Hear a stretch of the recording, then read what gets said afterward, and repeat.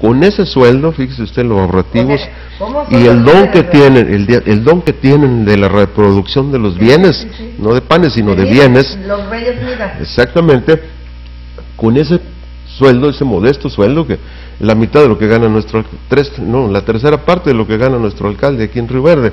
Bueno, con 24,000 tiene la capacidad administrativa de regalarle a su hijo, a su junior, un Ferrari edición limitada con un valor de 25 millones de pesos. De tal modo que su fortuna es inmensa. Con un sueldo como ese, realmente podrían ser él y la maestra son unos ejemplos de la capacidad de administración. Tienen ese don de la reproducción de los bienes, lo que tocan ellos, el recurso que obtienen del erario, lo convierten, lo triplican, lo multiplican, de tal modo que podrá ser también como algo que debe ser un ejemplo. ¿A cuánto ascenderá la fortuna de otros líderes, por ejemplo? Y le voy a citar, de los mineros, de los ferrocarrileros, que ya no hay ferrocarril, pero sigue habiendo líder, ¿sí? Y sobre todo de los obreros, de telefonistas, los obreros que evidentemente también manejan los recursos de sus agremiados como su patrimonio personal. Y para no citar a personajes ajenos a esta zona media, porque luego dicen, bueno, pues es muy fácil hablar de gente que ni está cerca, que pueda cuestionar o reaccionar, pues habrá que citar, y yo en lo personal pregunto, ¿a cuánto ascenderá la fortuna de un líder obrero hacendado en esta zona, como es el señor Emilio de Jesús Ramírez Guerrero, que ya tiene años, líder vitalicio de los trabajadores en San Luis Potosí, en nuestro estado, que esto es un hombre también que no se conoce, yo indagué en su salario, pero no se conoce su salario, mas sin embargo sí se conoce de su fortuna, muy buenas inversiones en el transporte público, muy buenas inversiones en el ramo inmobiliario, lo han hecho sumar una fortuna suficiente para compararla con los otros líderes que están siendo señalados, pero que, como en este caso, pareciera que por ser líderes estatales son pequeños y sus fortunas son modestas. No, existe porque durante años manejan los contratos colectivos de los trabajadores, ellos negocian con las empresas transnacionales, ellos consiguen que un salario, que un trabajador, se cita en una información que obtuve, una empresa en Europa le paga 500 pesos diarios a su trabajador, gracias a un liderazgo como este, aquí en San Luis Potosí les pagan 120 pesos diarios, mediante un contrato de esos de protección que se hace y que se venden. Esos líderes, porque no, debo citarlo, no es solamente Emilio, estamos hablando del Estado, pero existen 32 liderazgos similares en todo el país, y existen las mismas tendencias, de tal modo que si el objetivo es remediar las cosas, se debe de actuar en contra de estos, o investigar primero a estos liderazgos ya reconocidos, porque hay también quienes han fallado.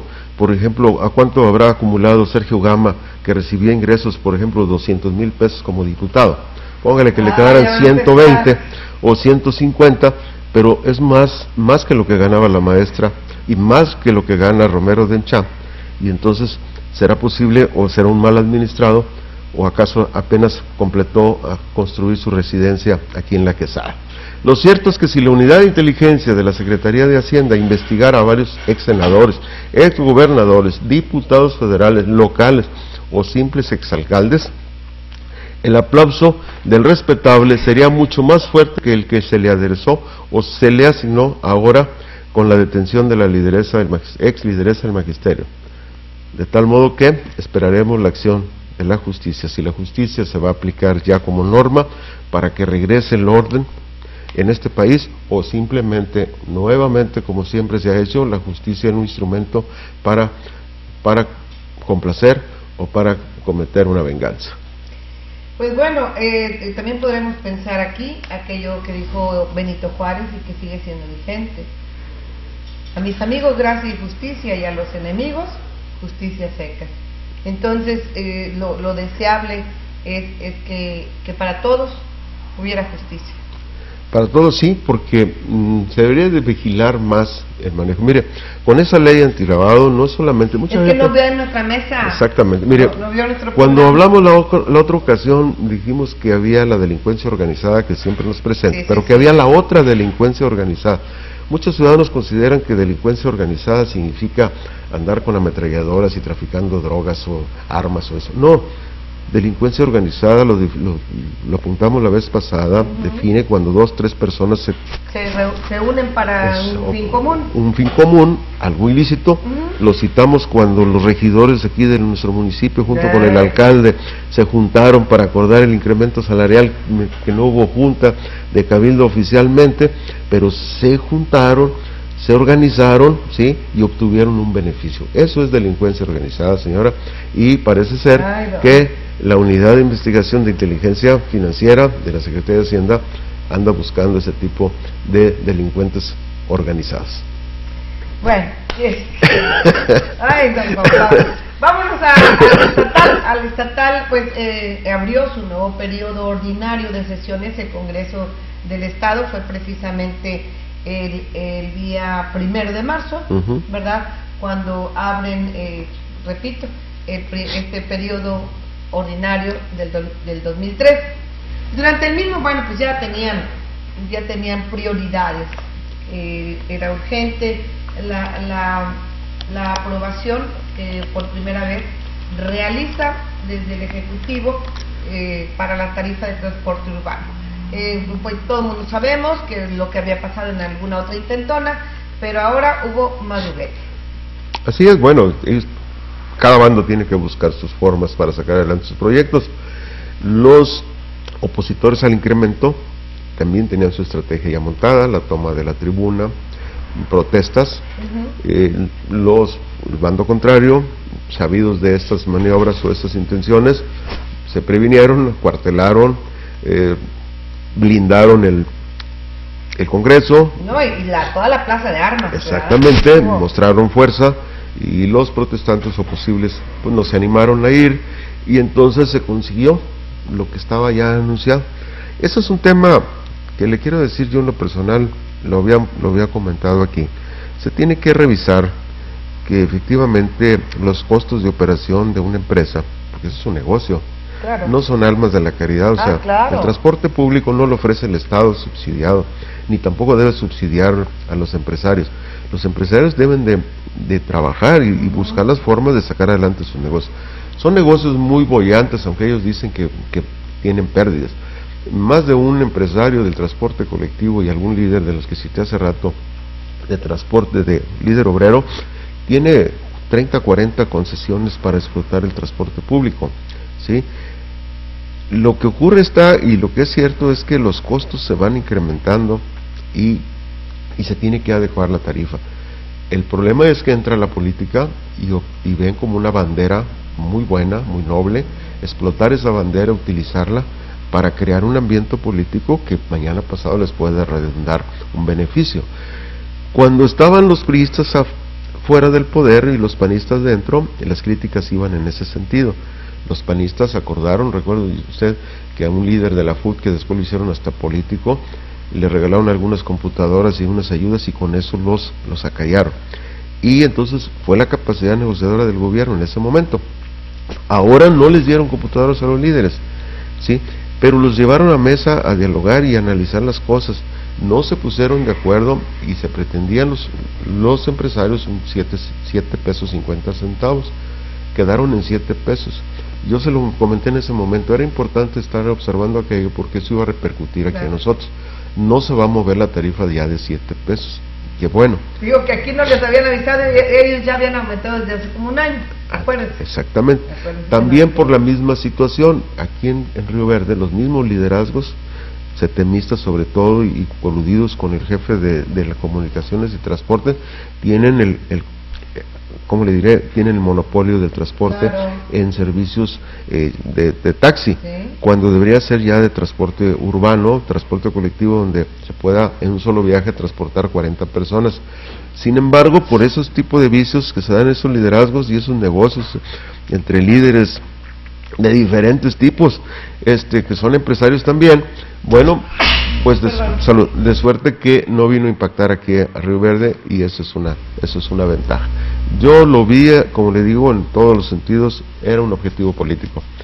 Ojalá y los políticos ya buscaran mejor otras banderas, otras banderas que pudieran explotar y les pudieran traer beneficios. El proceso del que sigue es el 2015, está todavía muy lejano, se va a enfriar los ánimos de los opositores y se van a empatar, porque los panistas van a tratar de capitalizar el asunto del aumento que condenan al gobernador por haber autorizado esta tarifa. Sí, él se va a limpiar las manos y va a decir fueron los diputados, pero los mismos panistas se les olvida el movimiento de San Javier, la minera de San Javier. Ellos esos políticos que estaban incrustados junto en el gobierno, eran incluso abogados y representantes de los dueños de las mineras. Las mineras aportaron dinero para las campañas, ¿sí? Y entonces están amarrados, están empatados. ¿Quiénes son más negativos o quiénes son más dañinos para el Estado? Eso los ciudadanos lo van a decidir en el próximo proceso, porque ahí es donde el ciudadano se cobra la factura y vota en contra de lo que él considera que le afecta o lo que él es negativo. Lo están haciendo, creo yo, que en este tiempo para que se le olvide a los ciudadanos de aquí a las próximas votaciones. Obviamente, ¿no? exactamente. Pero los que están afuera estaban tratando de prolongar el asunto, claro, para que estuviera más cerca. Pero todo es política, señor, lamentablemente. Todo es política. Sí. Bueno, pues ya nos vamos a algo por Río Verde, Ciudad Fernández, tranquilo. Todo en paz. Los que han pasado a mejor vida están felices. Óigame, no. Nadie quiere informar la nómina. En Ciudad Fernández siquiera tuvieron la capacidad de subir su página en tiempo. Hubo quien se confundió y quiso decir que en Ciudad Fernández eran más voraces que en Río Verde, porque Río Verde no tiene actualizada su página. Claro. Y entonces aparecía que Alejandro ganaba 44 y que el Pente ganaba 59. Era esa situación. La de allá estaba actualizada y la de aquí está con retraso, no sé con qué intención. Seguramente les da vergüenza a los regidores y al alcalde anunciar realmente lo que están ganando, por eso no actualizan la página, no quieren que se enteren. Alejandro, ¿verdad que esta semana el jefe de transparencia, una persona que se encarga de esto? ¿Ya viene ahí el sueldo del presidente? Sí, ya está. 62,000. Ya está actualizada. Muchacho, ¿cómo se llama? El hijo. Bueno, Sergio Alejandro vivimos Juárez, en la juniorcracia. Bueno, él es el que se encarga de la transparencia y que salga. Exacto. Y se bajó. Está, bueno, muchas gracias.